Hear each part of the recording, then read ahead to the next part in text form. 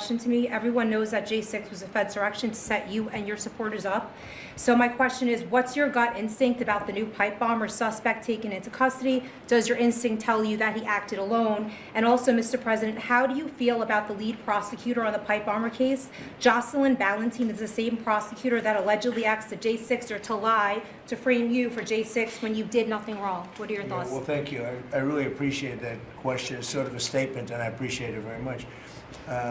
Jocelyn is being looked at. They all have to be looked at. What they're doing is so bad. This was a whole Democrat hoax. The whole thing was a Democrat hoax.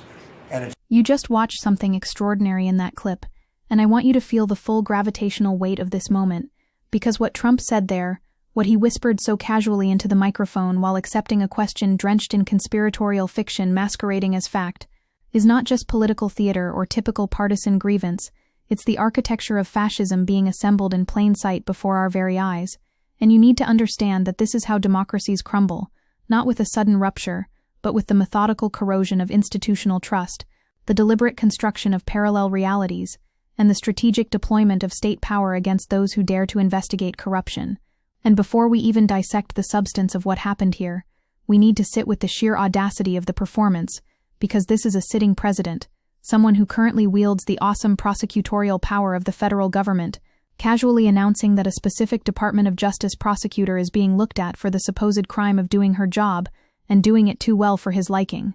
Let me tell you what's happening right now in America, because Trump's retribution exercise is going quite poorly for the administration, and appears increasingly likely to backfire, with his campaign suffering from a very significant deficit, the actual evidence, and yet here he is doubling down on this fever dream of weaponization, even as grand juries have rejected charges against former FBI Director James Comey, and indictments against Comey and New York Attorney General Letitia James were thrown out because a judge ruled the prosecutor was illegally serving, and after the Justice Department managed to find another prosecutor willing to re-indict James, a grand jury said no thanks and rejected the charges, which tells you everything about the evidentiary vacuum at the heart of Trump's revanchist project. But what you're witnessing in that clip is something even more insidious, because it's the intimidation tactic itself that matters, the chilling effect radiating outward through every corridor of the Department of Justice. The prosecutor listed on the pipe bomber's criminal docket is Jocelyn Ballantine, who oversaw the seditious conspiracy prosecution of the Proud Boys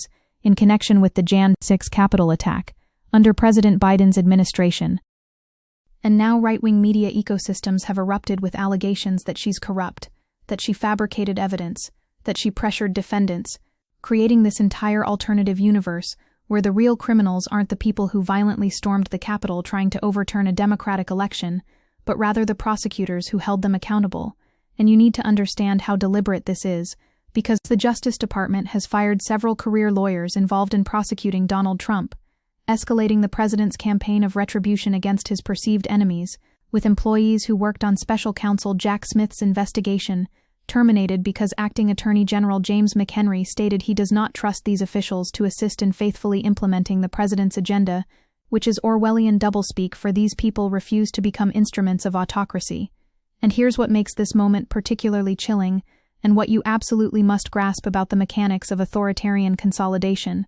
Trump ended the post-Watergate norm of Justice Department independence, weaponizing it and ordering it to target his political enemies, calling them scum, while simultaneously accusing the previous administration of doing precisely what he's now openly doing. And this projection strategy is straight from the authoritarian playbook, because when you accuse your opponents of your own crimes, you create this hall of mirrors where the average person watching at home can't distinguish truth from fiction, can't identify who the real aggressor is, can't maintain the cognitive clarity necessary for democratic resistance. And that's entirely the point, because confusion breeds paralysis, and paralysis enables consolidation.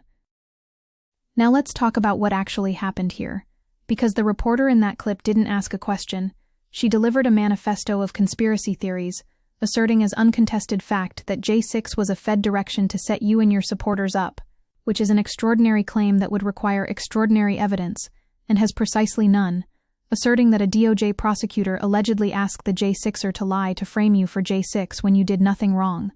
which again takes as given a completely unsubstantiated allegation promoted in right-wing media ecosystems with zero corroboration. And Trump didn't push back, didn't correct the record, didn't say, well, hold on, those are serious allegations that would need to be proven. He just accepted the premise entirely, and said they all have to be looked at. And when the President of the United States validates conspiracy theories in this manner, he transforms them from fringe speculation into quasi-official narrative, and that's how you build the epistemic conditions for authoritarianism, because once large swaths of the population believe that federal law enforcement is fundamentally illegitimate, that prosecutors are political operatives, that the entire apparatus of justice is a Democrat hoax, then you've destroyed the possibility of accountability and created space for unlimited executive power. What we're watching is the systematic dismantling of prosecutorial independence. Career prosecutors recommended against bringing charges after impartial review, but their judgment was discarded, with the president demanding prosecution based on personal grievances rather than legal standards,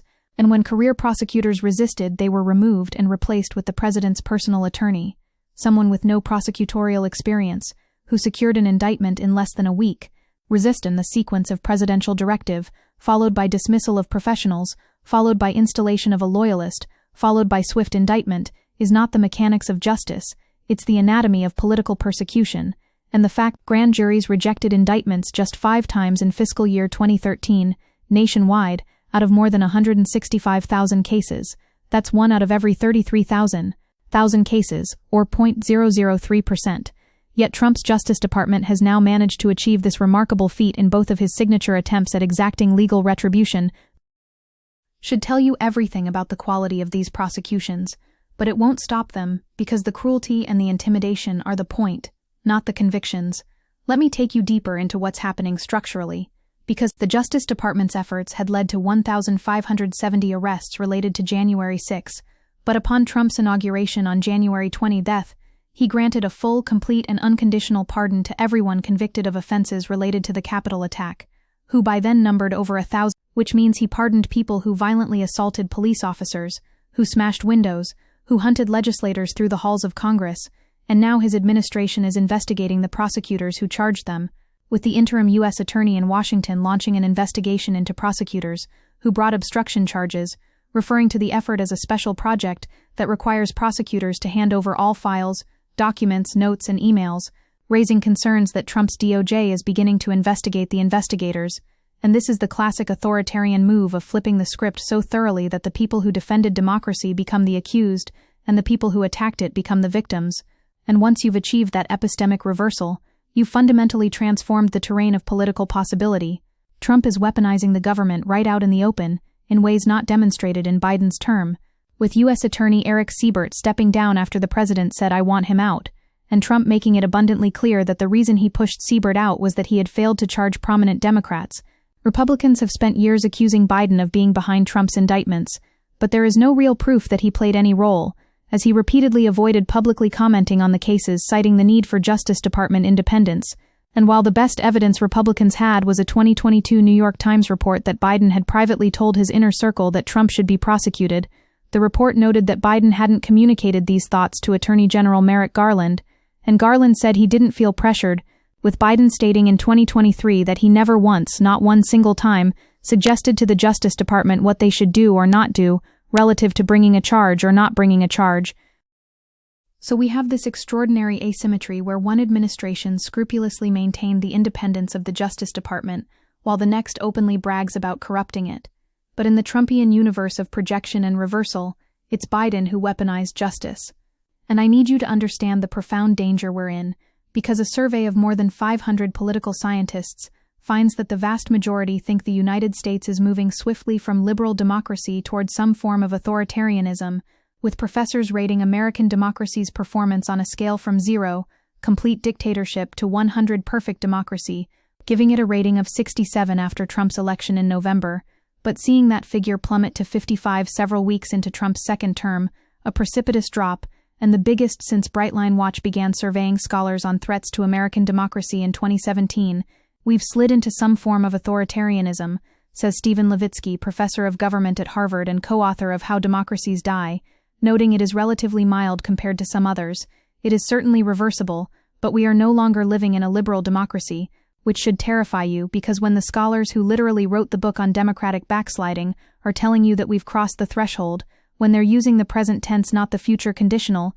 you need to listen. Another way to measure authoritarianism is whether publicly opposing the government comes with a cost, and under Trump it does, with executive orders barring lawyers with firms he doesn't like from entering government buildings and representing government contractors, with fear of government retribution now spreading through society, and a scholar who spoke to NPR for their story later asked not to be quoted, saying he feared the Trump administration might try to punish him by slashing research grants he's working on, when academics are afraid to speak publicly about the president, when they're self-censoring out of legitimate fear of retaliation. That's not a functioning democracy anymore. That's something else, something darker, something we have 100 years of 20th century history to teach us about. What Trump said in that clip about Jocelyn Ballantine being looked at is not just a threat against one prosecutor, it's a threat against every single career official in the federal government who might consider upholding their oath to the Constitution rather than to Trump personally, and Trump threatened, signed executive actions, and ordered investigations into his political opponents, critics, and organizations aligned with the Democratic Party, politicized the civil service undertaking mass layoffs of government employees to recruit workers more loyal to himself, ended the post-Watergate norm of Justice Department independence, weaponizing it, and ordering it to target his political enemies, and utilized several government agencies to retaliate against his political enemies, which is the textbook definition of authoritarianism, not proto-authoritarianism or creeping authoritarianism or authoritarianism adjacent, but actual existing authoritarianism happening right now in real time. And the fact that we still have elections and opposition parties and a free press doesn't mean we're not experiencing authoritarian governance,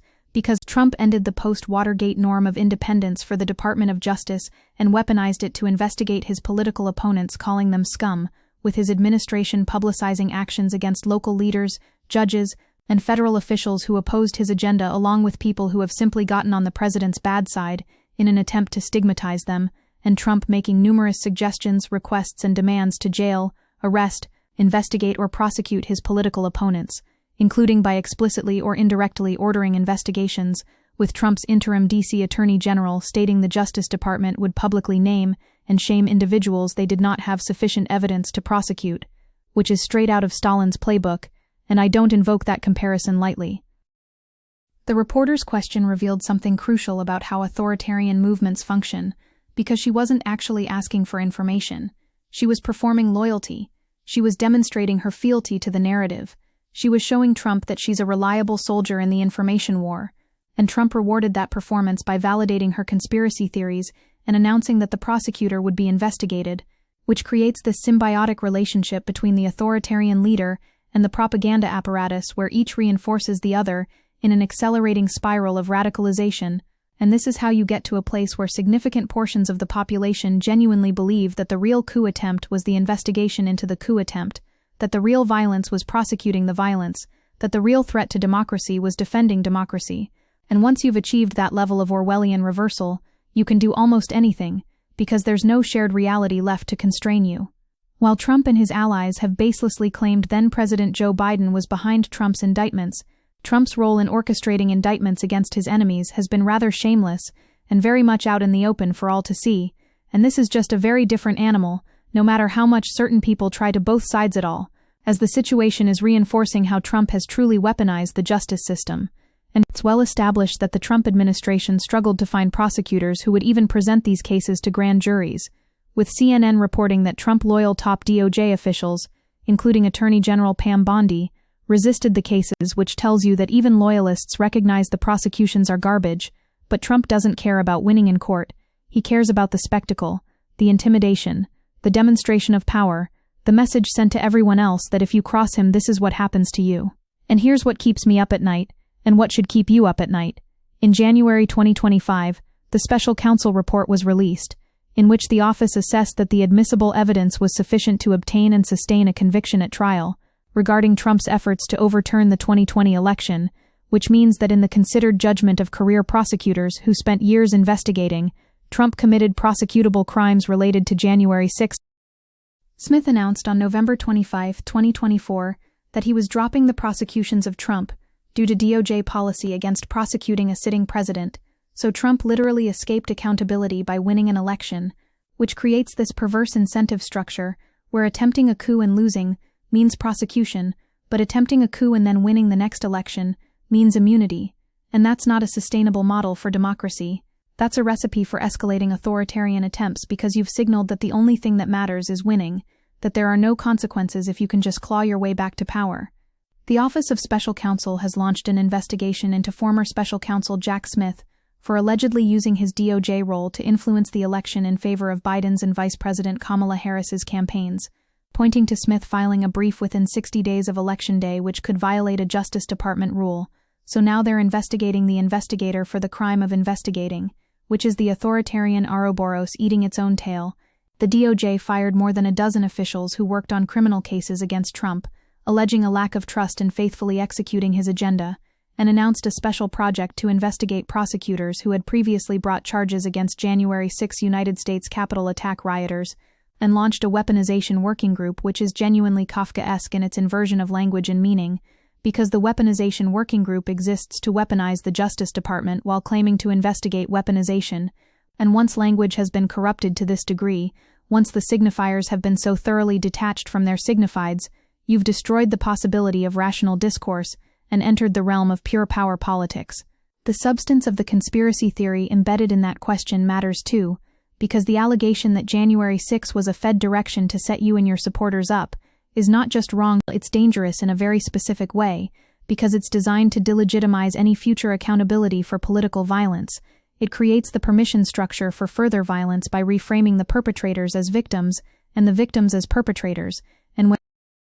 Trump granted a full, complete, and unconditional pardon to everyone convicted of offenses related to the Capitol attack, except for 9 Oath Keepers and 5 Proud Boys, and these 14 people had their sentences commuted to time served, allowing them to be released from prison immediately. He was making a statement about what kind of political action he considers legitimate. He was giving his blessing to mob violence against democratic institutions, and the message received by his supporters is that if they engage in political violence on his behalf and he regains power, he will protect them. The historical parallels are overwhelming and terrifying because we've seen this movie before in Weimar Germany, in Pinochet's Chile, in Orban's Hungary, in Erdogan's Turkey, where elected leaders systematically dismantled democratic institutions, purged the civil service, corrupted the judiciary, intimidated the press, and created parallel legal systems where loyalty matters more than law, and many of Trump's actions since January 2025 strongly resemble those by leaders of other countries where democracy has been significantly eroded. With Trump operating from the same autocratic playbook that elected leaders in many other countries have utilized to dismantle democracy, and comparisons to democratic erosion in Hungary under Viktor Orban, in India under Narendra Modi, in Poland under the Law and Justice Party, in Turkey under Recep Tayyip Erdogan, and in Brazil under Jair Bolsonaro, are especially common. These aren't superficial aesthetic similarities. These are structural homologies, the same sequence of moves deployed against different institutional configurations, but toward the same end, which is the concentration of power in the executive and the elimination of meaningful constraints. What makes this moment particularly dangerous is the speed at which it's happening, because the Trump team has not employed the institution-by-institution approach typical of other authoritarian leaders, but has aggressively pursued all 3 levels of its aggrandizement agenda simultaneously. And during his first week as president in January 2025, Trump issued a host of executive orders, statements and restructurings that targeted the executive branch, horizontal institutions and civil society, and in subsequent months the 3-level effort has not let up, with his team continuing to exert dominance by stacking the different elements of his aggrandizement agenda into a compressed and simultaneous push that makes identifying and responding to its illiberal elements especially challenging for pro-democracy actors, which means we're experiencing in months what other countries experienced over years, and that compression creates its own crisis because it overwhelms the immune system of democracy, floods the zone, makes coordinated resistance difficult. You need to understand what Trump is doing when he says that prosecutor is being looked at, because he's not making a prediction, he's issuing an order, he's using the passive voice to obscure agency, but everyone knows who's doing the looking. Everyone knows that when the President of the United States says someone is being investigated, that's not a neutral observation, it's a directive, and the fact that he said it publicly rather than privately tells you it's about intimidation, not investigation. It's about sending a message to every other prosecutor and FBI agent and career civil servant that this is what happens when you prioritize oath over loyalty, law over leader, constitution over cult. The clip you just watched is a window into the collapse of the rule of law in real time. It's the transformation of the Department of Justice from an institution that ostensibly serves justice into an instrument that serves power. And by August, the New York Times reported that judges had increasingly doubted the fundamental honesty and credibility of Justice Department lawyers in ways that would have been unthinkable only months ago, following instances of the Justice Department having repeatedly misled the courts, violated their orders, and demonized judges who have ruled against them, which is the death of judicial independence by 1,000 cuts. Because once judges can't trust government lawyers, once they assume bad faith as the baseline, the entire edifice of legal procedure starts to crumble, and we're watching it happen in real time, decision by decision, lie by lie, norm violation by norm violation. This is your democracy dying, not with a bang but with a press conference where a conspiracy theorist masquerading as a journalist feeds the president a fantasy, and he validates it and promises retribution against a career prosecutor who had the audacity to do her job. And the truly terrifying thing is that millions of Americans will watch that clip and see nothing wrong, will think Trump is finally holding the deep state accountable, will believe that the prosecutors are the real criminals.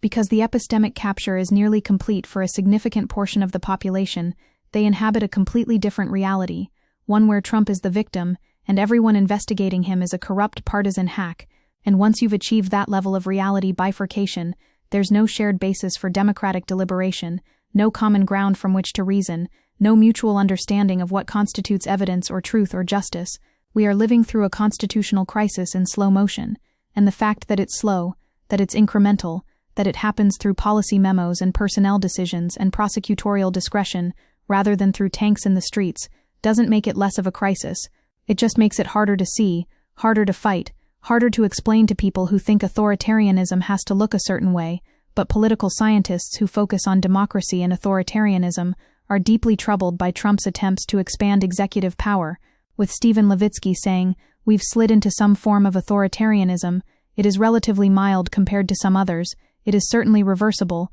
but we are no longer living in a liberal democracy, and that relatively mild and certainly reversible should not comfort you because the trajectory is clear and the pace is accelerating. And if we don't organize massive coordinated resistance across every institution and every sector of civil society, if we don't treat this like the 5-alarm fire it is, then the reversibility becomes theoretical rather than practical, and the mildness becomes a prelude to severity." That clip is a dare. It's Trump testing the waters to see if he can publicly announce political prosecutions without consequence. And if we let it pass, if we normalize it, if we treat it as just another day in this exhausting news cycle, then we've ceded ground we can never recover. We've accepted a new baseline of authoritarian governance, and the next violation will be worse, and the one after that worse still, until we wake up one day in a country we don't recognize, where dissent is criminalized, where power is unaccountable, where the only thing that matters is loyalty to the leader, and by then it will be too late, because the institutions that could have stopped it will have been captured or destroyed, and that's not hyperbole, that's not alarmism. That's the considered judgment of people who study democratic collapse for a living, and they're telling us in the clearest possible terms that we're in danger, right now, today, and that clip you just watched is one more piece of evidence that they're right.